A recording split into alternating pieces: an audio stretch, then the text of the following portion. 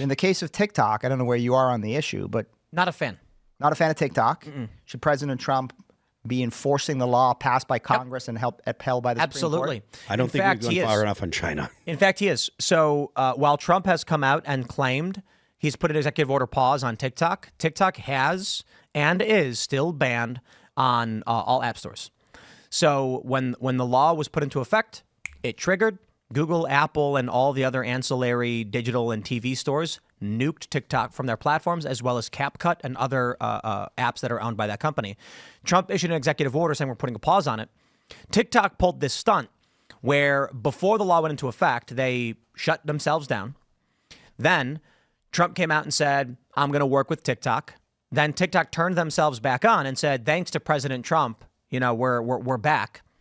All of these young people on TikTok who don't understand how the system works started cheering for this, saying, I can't believe I have to support Trump now. He just saved TikTok. And then a day later, all the app stores banned TikTok. And to this day, they have been banned. You don't need enforcement when the insurance companies tell big tech, we will drop you like a sack of potatoes if you break the law. So the argument I had made when the TikTok thing came in was Trump can say whatever he wants. He put a deferment on enforcement saying, so I believe the penalty is, was it $5,000 per user per day or some ridiculous? It's insane. It's like trillions of dollars, billions of dollars a day or trillions of dollars a day. And he said, for this amount of time, we're not going to enforce those fines. And my point was, running a company, you're going to be hard pressed to find an insurer who's going to say, so let me get this straight. You intend to violate federal law, but because Trump said he won't come after you for the liabilities you incur in a short amount of period, you're willing to incur the liabilities over a greater amount of period? I ain't insuring that. If you get a grace period on a month for, let's just simplify it. The law says if you do bad thing, $1 million fine per month. President says, yeah, but we won't enforce against you. So you mean after 30 days, you will? Yes. So that means if Amazon, if Oracle, whatever, if any of these big tech platforms provide a service to ByteDance, to TikTok, they're going to incur those penalties, which is billions and trillions of dollars. And then after Trump's executive order expires, then they're going to go after him. Every single insurance company that's operating in that chain, of which I bet there's 30 to 40 of them for Google, for instance, would cut them off in 2 seconds saying there's no way we are going to take the risk that Trump is going to just not enforce that against you, and then we have to pay it. What happened? They all dropped TikTok in a second. Enforcement doesn't even matter at this point. Nobody's getting involved in that.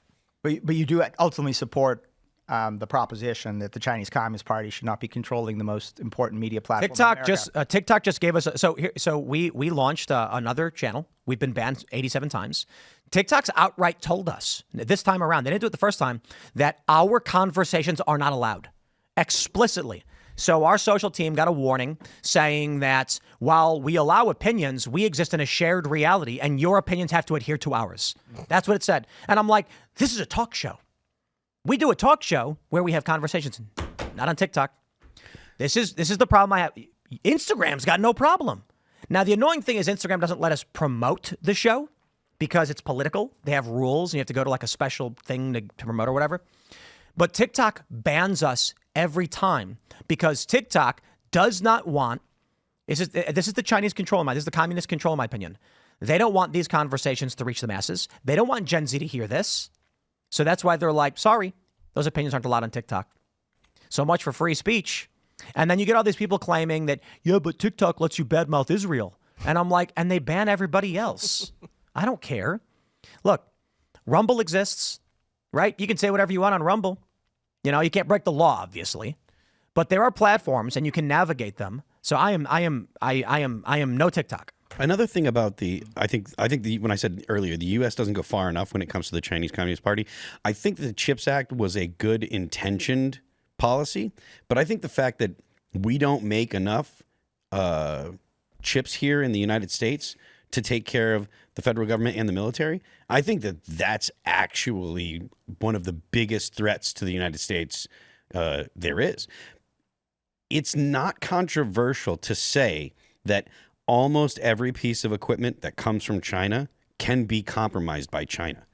And I would not in any way be surprised if the Chinese had the ability to either access or to cripple vital software or vital hardware in the military that's used in the military. Look, because of the FAA, we can't make drones in the United States. We don't make any drones. All of the drones that are built, they're all made in China because the FAA says that to have a drone, to build a drone, you have to be it has to be line of sight, or you have to have a pilot's license. So the Chinese can make drones, sell them in the United States, but you can't have an American company make them. That means that the U.S. military, which is using drones all the time and is only going to use them more as AI becomes more prevalent, because when you can have a drone that literally will just be following a squad around. So you got 4 dudes and you got one drone that goes with the squad over their shoulder, giving them heads up of possible threats in the down range, or if you can send the drone into a building that you're trying to clear so that you can assess what's going on. That kind of stuff, China will have all the access to that it wants. Not only that, it'll have access to all of our planning and all of our methods and all of our, all the training that we do. It'll know all the stuff the United States does on the ground. And the idea that we don't have an infrastructure to make sure that the F-22 has the chips that it needs, that to make sure that all the drones that we fly have the chips that we need, to make sure that all of the drones that are going to be assigned to just infantry guys, like your O311s, all your riflemen, your squads, all of that stuff needs to be made in the United States, and it needs to be made. And honestly, it should be TS. It should be top secret. There should be significant security placed on all this stuff, because if not, we're in a losing game. Thanks for checking out this clip from Timcast IRL. Make sure to watch the show live Monday through Friday at 8 p.m. Subscribe to this channel, and we will see you all there.